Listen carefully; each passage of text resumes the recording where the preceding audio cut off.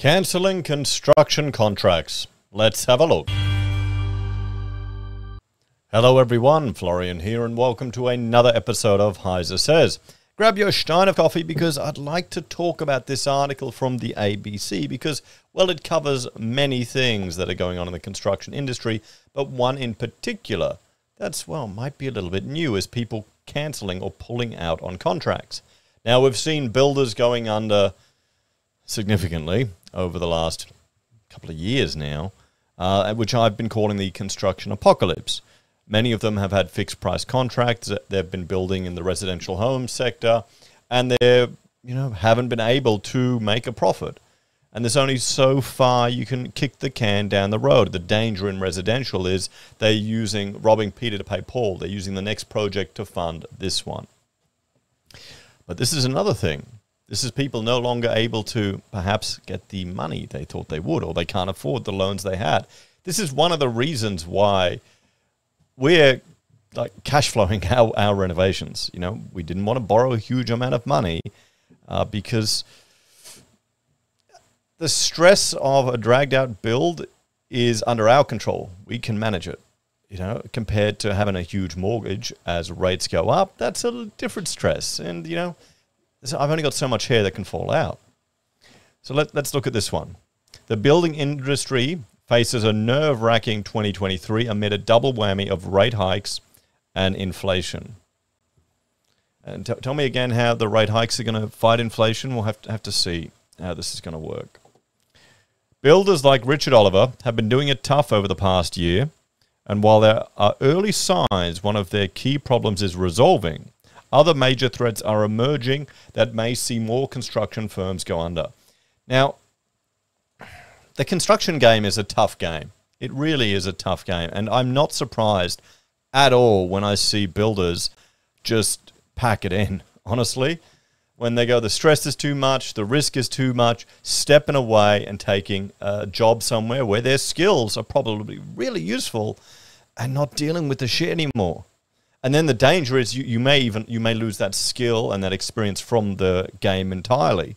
Or hopefully they go work for someone else so that isn't lost from the industry. But yeah, that's the problem. I think the last recession, or 2 recessions ago, I think 10,000 architects left the profession. And the problem is that's like a watering down of a profession. It takes a long time to build up that skill and knowledge. The trades, construction, they're no different. It's the same thing. The single biggest challenge for builders like Mr. Oliver over the past couple of years has been sourcing enough materials at affordable prices as supply chain woes have hit everything from timber to bricks. The latest price spike the Darwin-based home builder has noticed include steel for building frames and aluminium finishings. In some instances, we've seen 50% increases across the steel market, he told ABC News. Steel is used for the preliminary stages of reinforcement in the slabs or footings right through the structural steel wall framing, roof construction, cladding, windows, and aluminium windows. Yeah, I'm quite familiar with all of this. I literally have a bag of rebar dowels I've cut sitting out the front. Steel could be 50 to 60. The steel could be 50 to 60% of the actual construction anywhere here in the Northern Territory. Yeah, you'd have a lot of steel there, and they'd need the extra strength too because of the high wind loads up that far north. Building materials costs are still surging, just a bit less. There may be some relief in store amid signs that building material prices may be close to peaking. The product price index released by the ABS on Friday shows cost increases for building materials used in houses slowed again in the December quarter. Well, that's a good sign, particularly as I've still got more build to do, so completely selfishly, yes, we want it to calm down. You can see here the price increases for housing construction inputs. Now, you've got to remember, guys, this as well will impact property prices. So when you're there thinking of 50%, 40% property crash, huge crashes that some people are predicting, I don't see how that can make sense because you'll get to the point where it's going to be cheaper than to buy an established home and disassemble it for components to resell on the second-hand market if it gets cheap enough. That's an interesting an interesting take too. I had a architectural lecturer back when I was studying, and his whole thesis was on building for disassembly, so you could reuse the components of the building. Because we've gotten to the point now where, and I wonder if this is going to change, where you just go and you just pretty much bulldoze and demolish a whole thing, a whole house. I pulled apart my house and kept a lot of the pieces. I've got piles of hardwood sitting over there that hopefully isn't all ruined, that I want to repurpose and reuse once we get back in the house. You know, but a lot of people wouldn't bother doing that. They wouldn't do it. They just demolish the whole thing and throw it away. That'll be a real sign if it starts getting recycled or reused. I better check. They're demolishing the big block that went at the end of the street for 1.3. We'll have to see. So, notably, Mr. Oliver's steel pricing issues may soon be behind him, with steel products prices dropping 2.1% over the final 3 months of the year due to reduced steel costs, improved supply conditions, and lower shipping costs, according to the ABS. However, the cost of concrete, cement, and sand jumped 5%, while there was an even bigger surge in the cost of cupboards and built-in furniture as plywood and glass prices climbed. I've gone from struggling to get a concreter for my job to using the concrete taxi, where they come and struggling to get a concreter, so we ended up bagging it ourselves, doing pre-mixed bags for just these little post caps that we had to do, to getting the concrete taxis to do these beams, to now buying the sand and gravel and aggregate already mixed, and cement, and just mixing it ourselves in our own mixer and getting it in. So that's the good thing. I mean, these are all opportunities where you learn new skills, and you know, building beams underground that you're never going to see. But still, hey, you know, people are always surprised when they see an architect doing that. I guess it's the whole, you know, the stereotype. The 2.2% overall increase still left the annual price rise for residential building materials at over 14%. So as the cost of new builds goes up, that's going to, well, increase the cost of established houses, because you look at the market just flows through to the other. And remember, we've also got legislation that's going to increase the construction costs, all the feel-good policies, all the Energy Star ratings, and all these things that people want to implement that they lobby for. You know, the same people that will lobby about housing affordability being a big issue are the same ones that are going to lobby for legislation that drives up the cost of housing. Do people not get that? I'm assuming they don't understand that.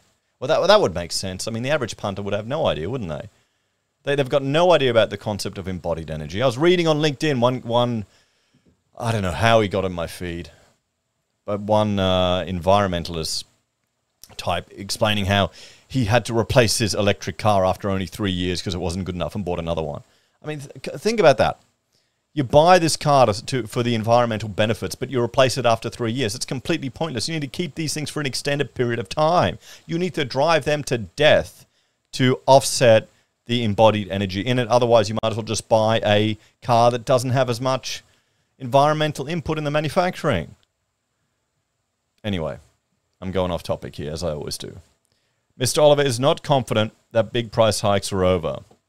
I think there are more price hikes on the horizon, making things very difficult, he continued. And that's the thing that the builders have to face. Me as an architect, you know, projects will take a couple of years, but a lot of our work is done at the front end of a job, during the construction phase. We're usually just either administering the contract or just supporting.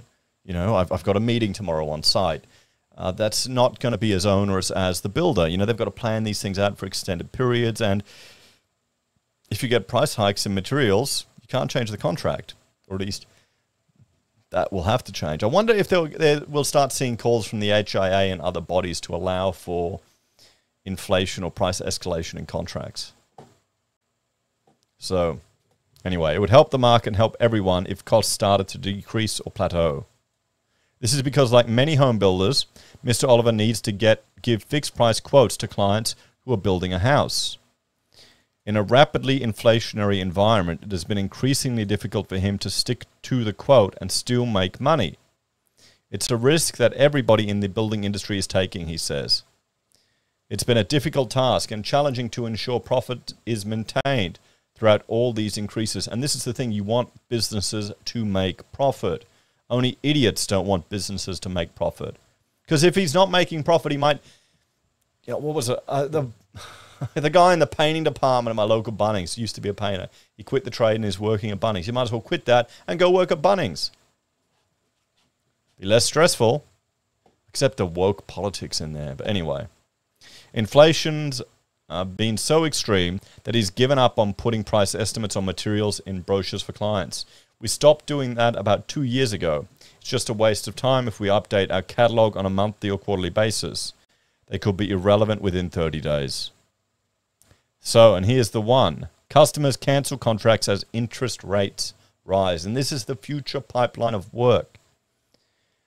Now remember, hang on, let me bring up here from government coming to the rescue this slide. Now you see there the building approvals. See that spike up. Now the argument is that I'll put to you. Hang on. The argument is that are we seeing let me draw this here. Here's our building approvals, okay? They shot up because of home builder. Then they started to go down. Now, will they go down and we'll have a dip? Is this what we're getting? Have we brought these approvals back in time? Will we get a sharp dip? So you have all these builders that go up here, and then we lost a lot of builders. A lot of builders have gone bust because of fixed price contracts. Then you'll see a crash in projects because we've brought these ones forward.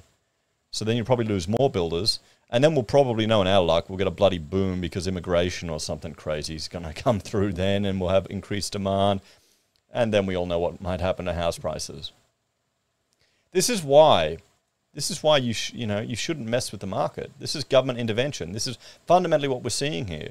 This is the juicing up of the housing market. And Liberal and Labor, they all do it. They both of them have done it now. Both of them use housing to stimulate the economy. And the problem is when you intervene in the market, it will correct. It's a complex emergent system. They try to model it. They try to anticipate what's going to happen, but a whole lot of unknowns. I wonder if we would have had this much of overheating and this many builders going under if we didn't have the juicing of the market that occurred. Anyway, now another existential threat is confronting home builders. The interest rate rises intended to stymie the inflation that has been crippling many builders are doing so by killing off demand for their services. Okay, so it's not going to have any impact on the price of material and goods. It's just going to potentially destroy the number of builders that can provide services. So I guess they'll feel like they'll have an impact because they might impact the Aussie dollar. But when shipping costs reduce even more, when things calm down, then it'll be the RBA that came to the rescue. It's like the con men that go out on a farm and say that they will use their weather machine to generate rain, but you don't have to pay unless you get rain. So these guys will go out there and they'll do their weather machine and their snake oil bullshit, and then suddenly they'll get rain because it just happened to rain. So the people pay them, thinking that this stupid con artist created the rain. When they didn't create the rain, it was just a coincidence. The latest figures from the HIA show sales of new homes are down 4.6% in December and were 42% lower than a year earlier. This slowing in sales will flow through to a slowdown in building activity in the second half of 2023, HIA Chief Economist Tim Reardon warned. Mr. Reardon said the increase in interest rates was already seeing many existing contracts cancelled. The rise in the cash rate has also seen many recent buyers of new homes unable to finance their new project, he said. This results in 1 in 5 recent new home buyers having to cancel their new home building contracts as their access to finance was reduced by the rise in the cash rate. And the cash rate is just returning to normal. With 1 in 5 customers, and remember, so they've got inflation driving up the cost of their builds. They've got home builder driving up the costs of their builds because that increased demand. Okay, don't think that didn't drive up the costs. And then they've got now and the cash rate reducing their ability to borrow money to service their builds. And people wonder why Australians are getting disenfranchised with the government. With 1 in 5 customers cancelling their new home building project each month, the pipeline of building work will be eroded quickly. Mr. Oliver said the combination of higher rates, reduced borrowing power, and surging construction costs was driving cancellations. This is something we've experienced, he said. Even in a few short months between providing initial price guidance and working into their budget, the eventual actual cost by the time the contract is ready to sign can and has risen by 10 to 15%, resulting in the contract being cancelled or postponed. So imagine that you've signed, you're working through the back and forth of your contract, and you've got to lift it up 10%. And you can't play. This isn't when you get some idiots bitching and moaning about price gouging. This isn't price gouging. This is people ensuring that their business is still viable. You don't want people working for a loss. It's a frustrating process, as there are months and months of work going into preparing a custom home contract. As well as being a small business owner, Mr. Oliver also just built his own property in Darwin and is on a variable mortgage. It's nerve-wracking, obviously, because I'm a mortgage holder. But I also build houses for a living, he said. It's almost like double the risk. Oh, mate. Well, that's the building game. This is what I was saying about people going, to hell with this, getting out of the game. I can't blame them. I cannot blame them at all. It's probably because, I'm middle-aged now, and you get to a certain point where you kind of realize what's important in life, and living a shitload of stress isn't worth it. At least not for me. I'd rather be happier with less risk. It's a possibility that I could lose out or break even on jobs that might have an impact on my personal situation. So it's a nerve-wracking market. That's just business, mate, but it's just worse than normal. Even as the latest inflation figures make at least one more increase in the official cash rate target, all but certain when the Reserve Bank meets on February 7, Mr. Reardon says the construction industry is crying out for lower rates. A cut to the cash rate will be necessary in 2023 to avoid an unnecessary sharp downturn in building activity, he argued. So, is this the first lobbying we're seeing or calls for a decrease in the cash rate? Because it sounds like the housing industry is going into recession. The RBA will not restore the economy to stable growth by putting the housing industry through boom-bust cycles. And no, it won't. That's what you want to avoid. But is the RBA the cause? Well, they are the cause of it, aren't they? They are the cause of it. It's just... Anyway, guys, so let's have a bit of a talk about this. So there we go. People losing their ability to fund the projects and cancelling contracts. And there's work in getting to that point. Damn, guys. This is the pipeline of the construction sector, in the housing sector. The advice I'd give people is to diversify the sectors that you work in. Try and get into some government work if you can. Some government contracts. It's hard, going from domestic construction to commercial to industrial. I'm saying retail fit up, but even that, the money in that is a nightmare, but still. That's the challenge.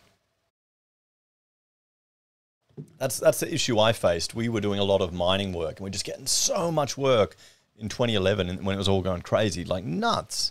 We started a firm with nothing, and I had 4 people in my living room. It went from doing a little tiny house extension for someone, a little bespoke piece of architecture. We had some commercial office fit-outs, and then we started getting all this mining work, this modular stuff, because I guess we could deliver it quick and fast. And it just grew from there. It went crazy. But we got to the point where I had so much work coming from one sector, I was terrified. Because one, if that dried up, and it eventually did, We needed to get more things coming in. That's the challenge. I guess that's the thing as well for domestic resi builders, but you become such an expert in that one sector, switching it up can be difficult. Maybe extensions, but that's all home builder overheated. How many extensions and renovation projects have been brought forward now from years forward? Anyway, guys, thanks for watching. Let me know your thoughts and opinions on this one. What would you suggest to someone in the resi sector that's worried about the future? As always, thanks for watching. Check out Heise BIM and Heise Does for other content I create. If you want to support the channel, you can on YouTube or Patreon. Use any of our referral links, buy our pocket squares, or call us if you need an architect. Take care, everyone. Have a great day, and I'll see you in the next episode of HeiseSays. Bye for now.